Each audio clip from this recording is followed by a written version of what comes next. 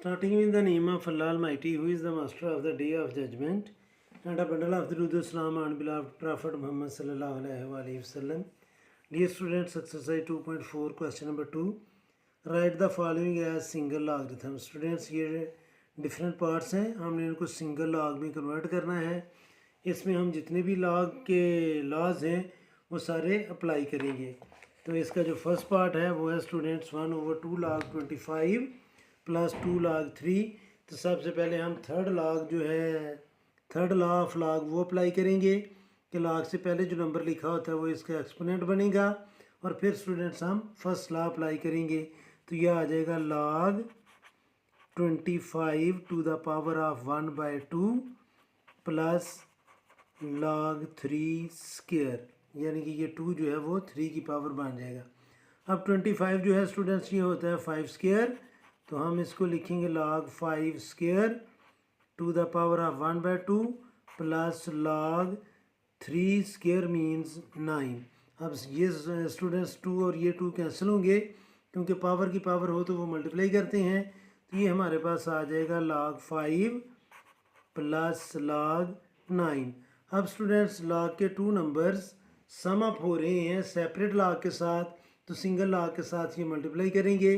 तो ये आ जाएगा स्टूडेंट्स log 5 मल्टीप्लाई बाय 9, और 5 और 9 को मल्टीप्लाई करेंगे तो ये आ जाएगा स्टूडेंट्स log 45. सेकेंड पार्ट है स्टूडेंट्स log 9 माइनस log 1/3. तो ये देखिए स्टूडेंट्स 2 नंबर्स हैं सेपरेट लॉग के साथ डिवाइड कर रहे हैं, सिंगल लॉग के साथ ये दोनों नंबर्स डिवाइड करेंगे.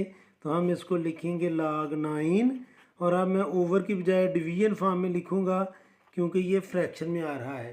तो स्टूडेंट्स ये आ जाएगा डिवाइडेड बाय 1/3.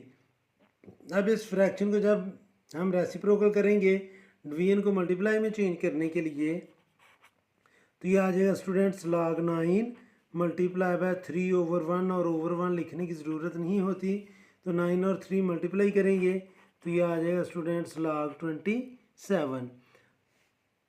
थर्ड पार्ट है students log b square with the base of 5 multiply by, इस डॉट का मतलब है multiply, log 5 cube with the base of a.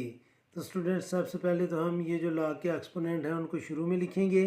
तो ये आ जाएगा 2 log b with the base of 5 multiply by 3 log 5 with the base of a. अब students एक चीज़ आपने नोट करनी है कि इसका जो log b with the base of 5 है और इसका log का नंबर 5 है, तो इस पर हम यानी कि फर्स्ट log पर हम फोर्थ लॉ अप्लाई करेंगे बेस ए लेकर. तो हम इसको लिखेंगे 2 log b with the base of a over log 5 with the base of a, यानी कि इस पर हमने log अप्लाई किया है, log का लॉ फोर्थ लॉ कि log b with the base of a over log 5 with the base of a multiply by 3 log 5 with the base of a. अब ये स्टूडेंट्स log मल्टीप्लाई कर रहे हैं तो log 5 से कैंसिल होगा, और 3 जो है वो मल्टीप्लाई करेगा कोफिशिएंट से जो log b with the base of a है. तो 3 जब 2 से मल्टीप्लाई करेगा तो ये आ जाएगा student 6 log b with the base of a. और अगर हम इसको एक्सपोनेंट में चेंज करना चाहें तो हम इसको लिख सकते हैं log b to the power of 6 with the base of a. ये भी करेक्ट है और ये भी करेक्ट है. स्टूडेंट्स फोर्थ पार्ट है 2 log x with the base of 3 plus log y with the base of 3. तो सबसे पहले स्टूडेंट्स हम थर्ड लॉ अप्लाई करेंगे. log से पहले जो नंबर है उसको हम एक्सपोनेंट बनाएंगे. तो ये आ जाएगा log x square with the base of 3 plus log 5 with the base of 3. अब देखिए स्टूडेंट्स दोनों बेसिस सेम है, सेपरेट लॉ के साथ दो नंबर्स ऐड अप हो रहे हैं, तो सिंगल लॉ के साथ ये दोनों जो नंबर्स हैं वो मल्टीप्लाई करेंगे. तो ये आ जाएगा log x square multiply by y with the base of 3, और इसको हम लिख सकते हैं students log x square y with the base of 3. Students fifth part है 4 log x with the base of 5 minus log y with the base of 5 plus log z with the base of 5।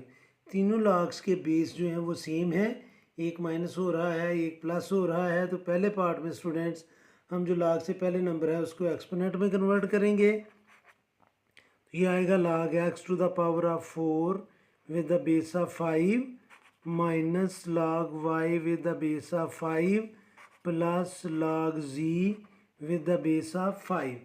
तो students ये separate log के साथ दो numbers जो हैं वो minus हो रहे हैं। तो स्टूडेंट्स ये सिंगल log के साथ डिवाइड करेंगे और ये सिंगल log के साथ मल्टीप्लाई करेगा। तो ये आ जाएगा students log x to the power of 4 by y multiply by, और मल्टीप्लाई लिखने की ज़रूरत नहीं है, multiply by z with the base of 5। तो ये स्टूडेंट्स हमने सिंगल log में लिख लिया है। क्वेश्चन का लास्ट पार्ट है 2 natural log a plus 3 natural log b minus 4 natural log c। इसको हमने सिंगल log में लिखना है।